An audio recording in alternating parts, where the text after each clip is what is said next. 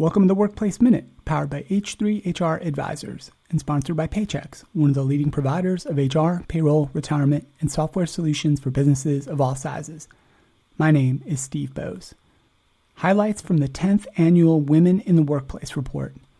Women in the Workplace is the largest study on the state of women in corporate America. For the 10th anniversary report, leanin.org and McKinsey analyzed data from the past decade to better understand progress, decline, and stagnation in women's representation and workplace experiences.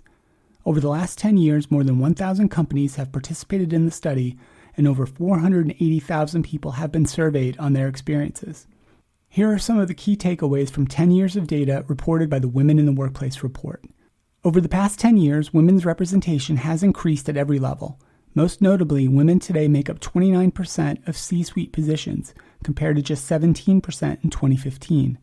But progress has been much slower earlier in the pipeline, at the entry level and the manager level. As in years past, women remain underrepresented across the pipeline, and this gender gap in representation persists regardless of race or ethnicity. Simply put, men always outnumber women. Notably, white men are the only group vastly overrepresented at the top of corporate America. They make up only a third of entry-level workers, but over half of C-suite executives.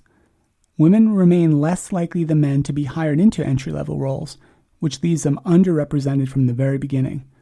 Then, at the first critical step up to manager, women are far less likely to get promoted, and this is not improving. For every 100 men promoted to manager, just 81 women were. As a result of this broken rung, men significantly outnumber women at the manager level, which makes it nearly impossible for companies to support sustained progress at more senior levels. Lastly, women face distinct barriers that programs to develop and advance women can help address. Yet there's been a decline in career development, mentorship, and sponsorship programs geared towards women, and relatively few companies track the outcomes of these programs. In addition, there's been a sharp decline in recruiting and internship programs focused on women. And in all cases, companies investing in fewer programs are designed to advance the women of color. In summary, while the 10th Annual Women in the Workplace report reveals much troubling data and a persistent lack of meaningful progress on many measures of equity and inclusion for women, it does offer some suggestions for organizations to help advance these issues. First, recognize that the next phase of change will require even more tenacity, creativity, and optimism, and that starts with renewing the commitment to diversity and fairness. For senior leaders, it means continuing to champion this important work and challenging yourself and your organization to do better. And for most companies, this will require putting more of the right practices into place. This research shows that there are 4 building blocks to getting these kinds of changes to stick. 1, making sure employees understand why a new practice is important. And 2, teaching employees the skills they need to do their part.